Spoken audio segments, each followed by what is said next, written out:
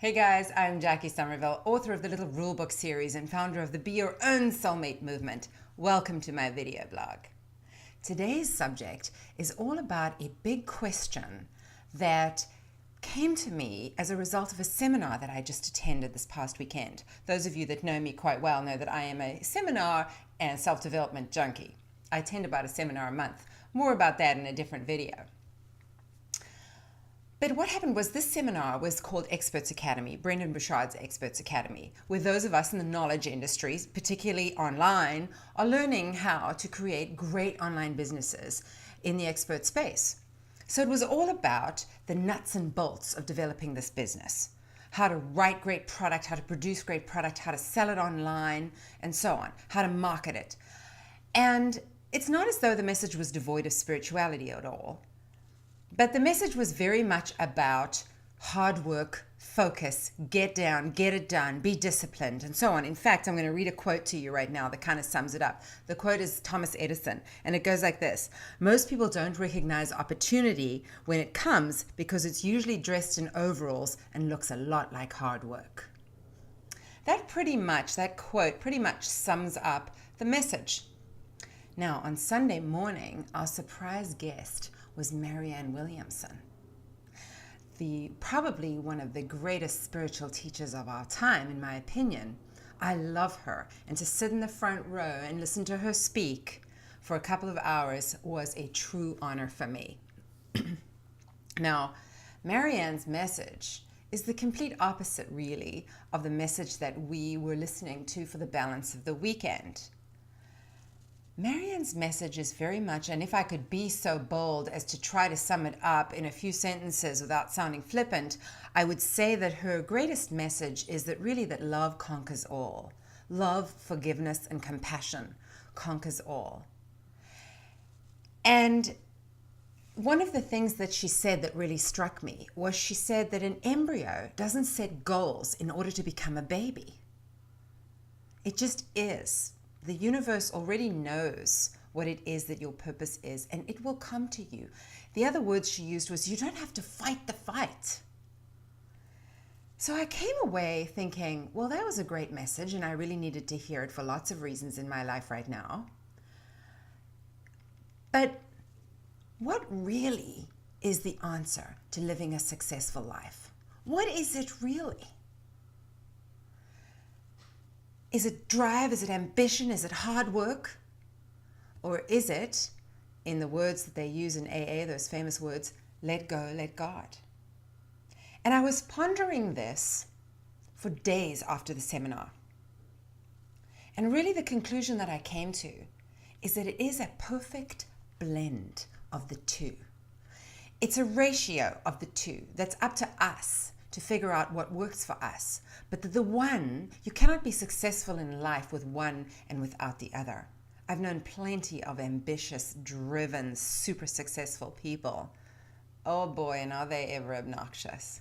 Because they are so egotistical, and there is always this underlying unhappiness that exists in them, this meanness and this nastiness that comes from really being unhappy.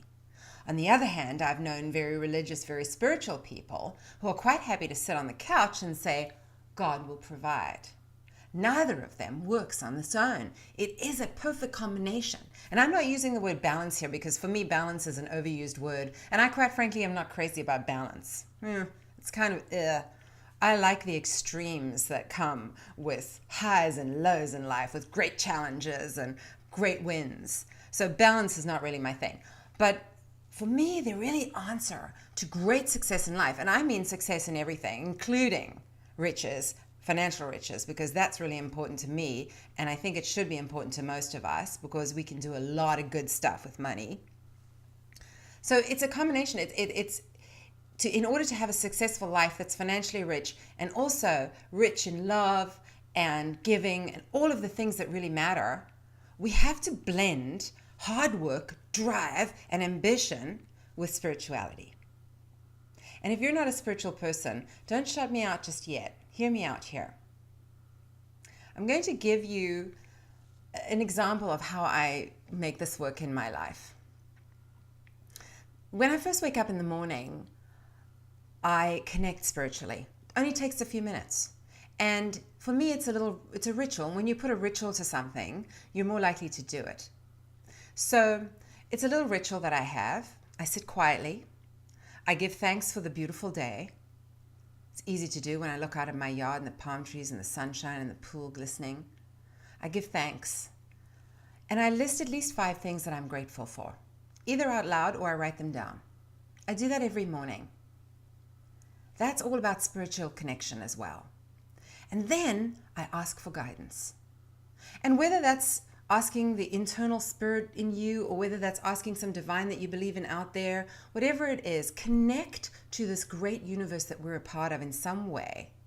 Connect to it, be grateful for everything you have, and ask for guidance during your day that you are about to embark on.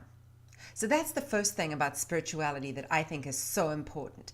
Then I get on with the other side of the equation, which is the drive and the ambition and the hard work. And I write my goals and my commitments for the day. And I get on the treadmill and I get to my desk and I get it done. Now, here's the other really, really important thing. Before you start to spin your wheels and let stress and anxiety take over, that's when we have to use that well-known phrase, let go, let God. The answer is giving it your all, doing everything that's in your power, and then knowing just when those wheels are starting to spin, I've done everything that I can that's within my control. And now, before stress and anxiety take over, because when they do, nothing works. Nothing works. No good comes in when we're stressed and anxious. Boy, do I ever know that from experience. So at that point is when, before we start to spin our wheels to the point where we get stressed and anxious, okay, I know I've done everything within my power, all the hard work, taken all the action. Now I step back and I say, okay, I hand it over to the great spiritual being in the sky, to the universe. I've done it all. Now it's up to you. That's when things really start to happen in our lives, is when we're able to develop this incredible blend of drive, ambition, and hard work, and spirituality, trust, and faith. So important, guys. So important. I'd love to hear what you have to say on this subject.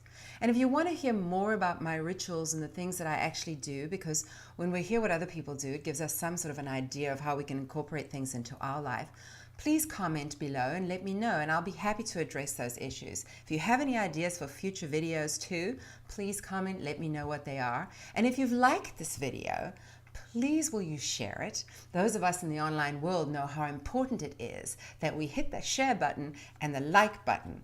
So if you like what I've done, what I've said, hit the share button, share it with your friends, and I will continue to give you great free videos every week. So I'm Jacquie Somerville, and I'm reminding you that instead of focusing on finding love, focus on being love and finding yourself. Thanks for listening. Click the share button, and I'll see you next time. Bye.